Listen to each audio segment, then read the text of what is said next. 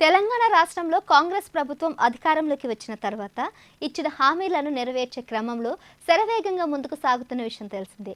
ఈ క్రమంలోనే తెలంగాణ సర్కార్ రాష్ట్ర ప్రజలకు కొత్త రేషన్ కార్డులను జారీ చేయడం కోసం ఎప్పటికప్పుడు కీలక నిర్ణయాలు తీసుకుంటున్నారు. కాగా ఇప్పటికే తెలంగాణ మంత్రి ఉత్తమ్ కుమార్ పలు సమావేశాల్లో కొత్త రేషన్ కార్డులపై ప్రస్తావన తెస్తూ కీలక ప్రకటనలు చేస్తున్న సంగతి తెలిసిందే.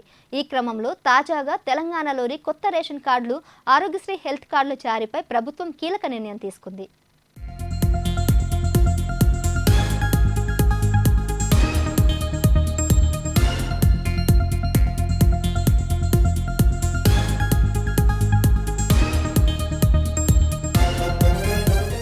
రాష్ట్రంలో కొత్త రేషన్ కార్డులు, ఆరోగ్యశ్రీ హెల్త్ కార్డుల జారీ కోసం ప్రభుత్వం కీలక నిర్ణయం తీసుకుంది.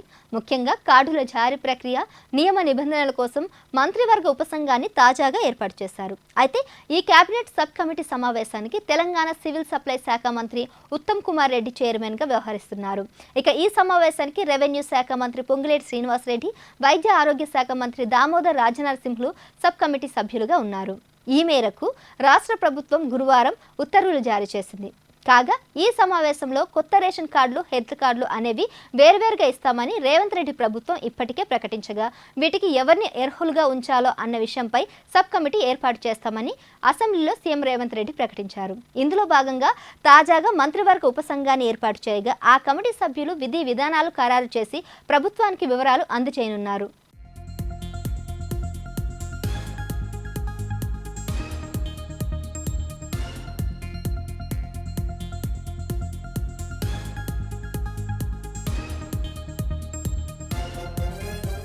ఇక ఈ కొత్త రేషన్ కార్డుల గురించి గత ప్రభుత్వం హయాం నుంచి కూడా ప్రజలు ఎంతగానో ఎదురుచూస్తున్నారు. ముఖ్యంగా వారిలో కుటుంబాల నుంచి వేరుపడిన వారు, కొత్తగా పెళ్లిళ్లు చేసుకున్న వారు ఎక్కువగా ఉన్నారు. ఎందుకంటే ప్రభుత్వం అందించే 6 గ్యారెంటీలతో సహా అన్ని కేంద్ర రాష్ట్ర ప్రభుత్వ స్కీములకు రేషన్ కార్డులను ప్రామాణికంగా తీసుకుంటున్నారు. దీంతో రేషన్ కార్డులు లేని వారు ఆందోళనకు గురవుతున్నారు.